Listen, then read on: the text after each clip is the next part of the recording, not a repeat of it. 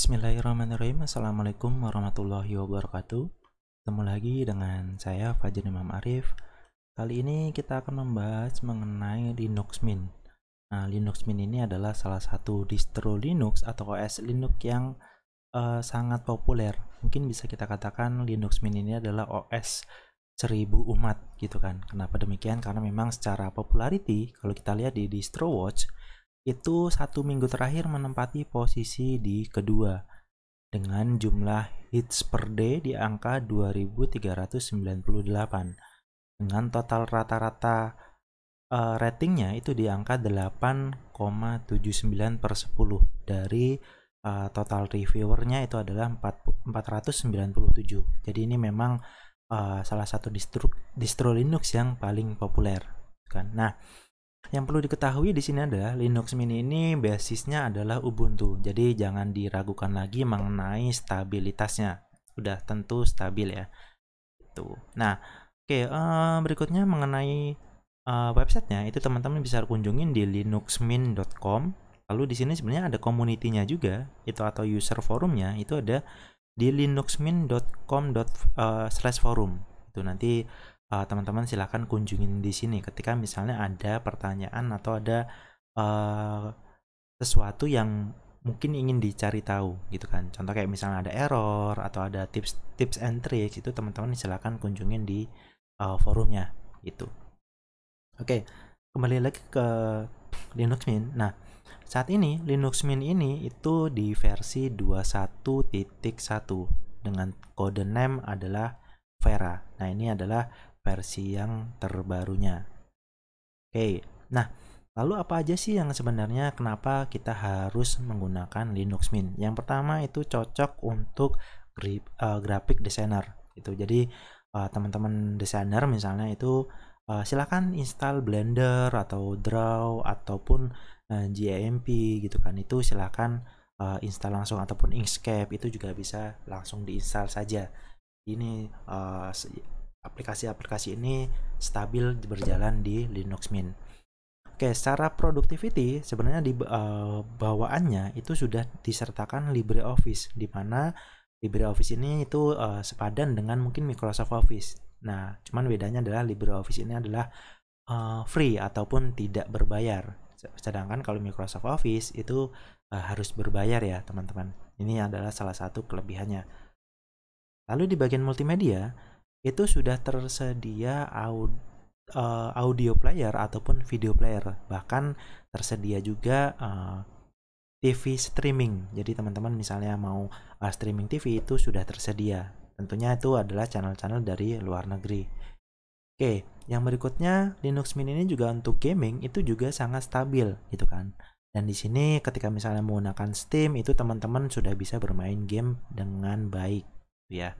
Itu jadi kan jangan khawatir ketika misalnya pindah ke Linux Mint, di Linux itu nggak bisa main game atau di Ubuntu yang sesuatu di Ubuntu misalnya di Ubuntu juga nggak bisa main game atau di Debian juga nggak bisa main game itu. Nah itu stigma-stigma itu hilang ketika kita melihat di Linux Mint ini kita bisa menjalankan game dengan sangat stabil gitu.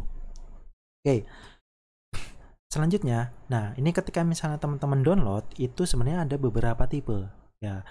Ini kita perhatikan, yang pertama itu ada tipe Cinnamon, ada juga yang Matte Edition, lalu ada yang SFCE Edition. Itu. Nah ini yang sedang kita review, yang akan kita review itu adalah yang tipenya Cinnamon. Jadi teman-teman tinggal download saja, nanti langsung terdownload filenya itu kurang lebih sekitar 2,5 GB itu ya.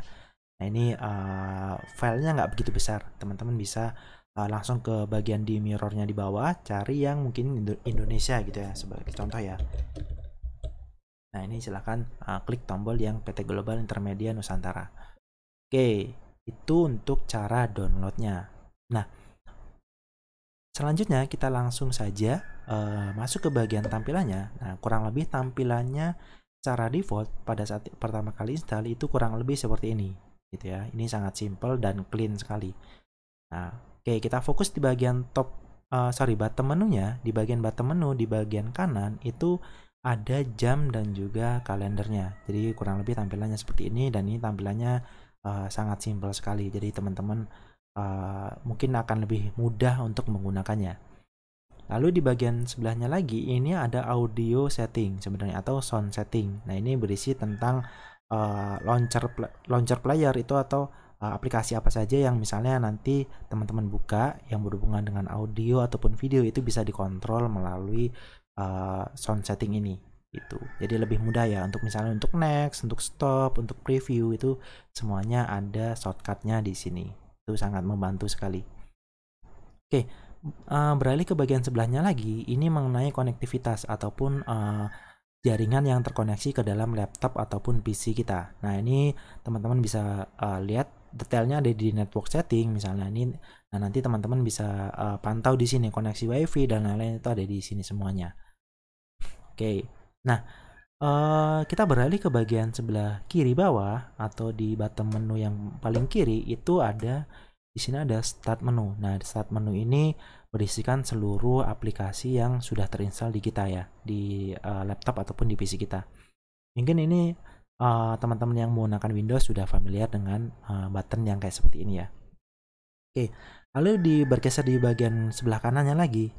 Di sini ada File Explorer, di mana File Explorer-nya ini juga sangat simpel sekali. Jadi sangat simpel sekali dan ini secara UI UX itu sangat bagus sekali ya. Teman-teman tidak akan kesulitan untuk mengoperasikannya. Itu kurang lebih ini sama dengan File Explorer yang ada di operating system yang lainnya. Jadi jangan khawatir ketika pindah ke Linux itu atau terutama ke Linux Mint itu jangan khawatir susah untuk menggunakannya atau mengoperasikannya. Oke. Lalu bergeser lagi di bagian kanan itu ada web browser, di mana web browsernya ini adalah menggunakan Firefox. Nah, Firefoxnya itu saat ini yang terinstall itu secara bawaan itu ada di versi 108.0.1. Ini ketika misalnya nanti ada update silahkan tinggal diupdate saja, itu caranya juga gampang, tinggal pergi ke software center ataupun bisa juga menggunakan terminal. Oke. Lalu bergeser lagi di bagian sebelah kanan itu di bagian terminal. Nah, ini kurang lebih tampilan terminalnya seperti ini ya. Dan ini tampilannya sangat sederhana sekali dan ini mudah dioperasikan. Misalnya teman-teman membutuhkan tab lebih dari satu. Nah, ini teman-teman tinggal file new tab gitu kan. Jadi kalau misalnya di sini sedang melakukan sesuatu terus nanti ternyata butuh terminal yang lainnya, itu tinggal file terus lalu new tab gitu kan. Ataupun juga bisa juga menggunakan new window. Nah, ini kalau misalnya new window nanti akan terbuka jendela baru, terminal jendela baru. Oke, kurang lebih seperti itu. Lalu di sini terminalnya sendiri itu menggunakan versi yang Genome terminal dengan versi 3.44.0 untuk yang Genome versi 42. Nah, ini sudah Genome terbaru. Nah, oke. Lalu sedikit lebih detail lagi di bagian start menu, di bagian paling kiri ini terdapat shortcut. Sebagai contoh di sini ada Firefox sebagai web browsernya, lalu di sini ada software manager, ada system setting, ada terminal, ada file manager, ada lock screen, ada logout, lalu ada juga quit atau shutdown. Nah, di bagian kanan ini ada menu untuk searching, di mana ini sangat membantu kita ketika misalnya mencari sebuah aplikasi. Sebagai contoh, saya akan mencari sebuah aplikasi bernama LibreOffice Writer. Tinggal ketik aja writer gitu misalnya, itu langsung muncul seperti ini. Ini sangat membantu sekali ya, karena memang terkadang ketika misalnya sudah beriring berjalannya waktu, nanti aplikasi yang kita install itu banyak sekali. Nah, tentunya ini membantu sekali untuk pencarian. Oke, selain itu juga di sini tersedia all application, di mana ini seluruh aplikasi yang terinstall di laptop kita ataupun PC kita itu akan muncul di bagian sebelah kanannya ini. Jadi ini semuanya ada di sini, ataupun bisa juga diakses melalui kategori yang ada di bawahnya ini. Coba sebagai contoh aksesoris. Nah, aksesoris ini seperti kalkulator, terus archive manager dan lain-lain itu juga ada di bagian sebelah kanan ini. Jadi sudah dikelompokkan berdasarkan kategorinya. Gitu. Ini membantu sekali ya. Tuh. Ataupun misalnya di bagian grafik, misalnya di bagian grafik itu ada beberapa aplikasi semacam dokumen scanner, ada drawing. Nah, drawing ini adalah sebuah aplikasi digunakan untuk menggambar ya. Mungkin kalau di Windows itu ada namanya Pen. Nah, ini kurang lebih sama seperti Pen gitu. Oke. Lanjut lagi di bagian internet. Di bagian internet ini ada beberapa aplikasi juga yang sudah terinstall. Yang pertama itu adalah Firefox web browser, lalu ada HexChat. Nah, kalau HexChat ini seperti IRC client gitu. Lalu ada Thunderbird Mail. Nah, ini untuk yang Mail Client Manager. Lalu ada Transmission ini digunakan untuk download seperti torrent dan lain-lain gitu. Lalu ada web apps juga.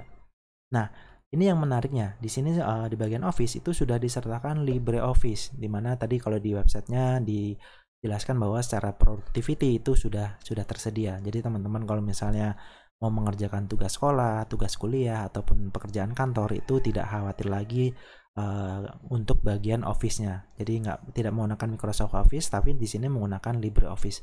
Secara fitur kurang lebih sama seluruhnya ya.